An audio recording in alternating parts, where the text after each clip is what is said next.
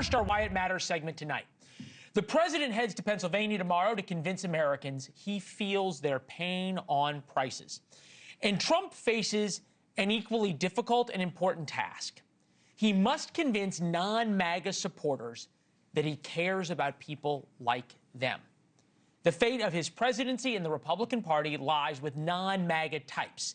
These are voters who may or may not have voted for President Biden in 2020, but they came out for Trump in 2024 because of the economy.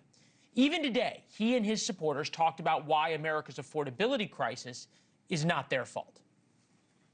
We inherited high prices. Democrats created scarcity, whether it was in energy or overregulation. 90% of that increase in prices that people are complaining about happened under Joe Biden. His predecessor, when they had one-party rule in Congress, they were lighting tax dollars on fire left and right. There is one problem with the current approach.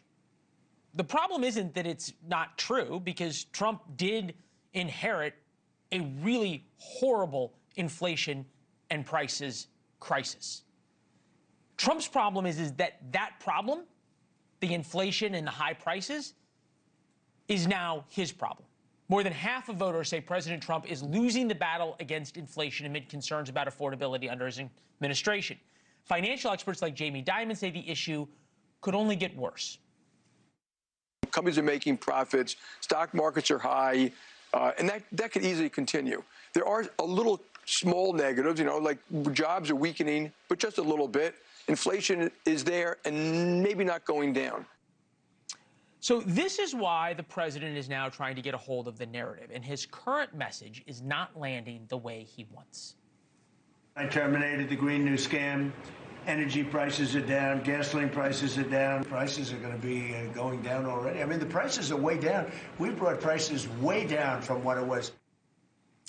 So it does seem bleak for Republicans right now, especially for President Trump. That's just what the polling shows. There is one thing that might save Republicans, and that is Democrats. Democrats just keep promoting candidates whose main qualification is hating Trump. For example, Congressman Jasmine Crockett is entering the race for Senate in Texas. If you're not familiar with her, here's a brief recap.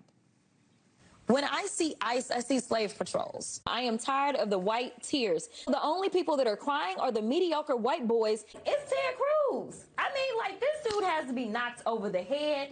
The most unpatriotic people that we have in this country are MAGA and this president. If you could speak directly to Elon Musk, what would you say? F off. Y'all know we got Governor Hot Wheels down there.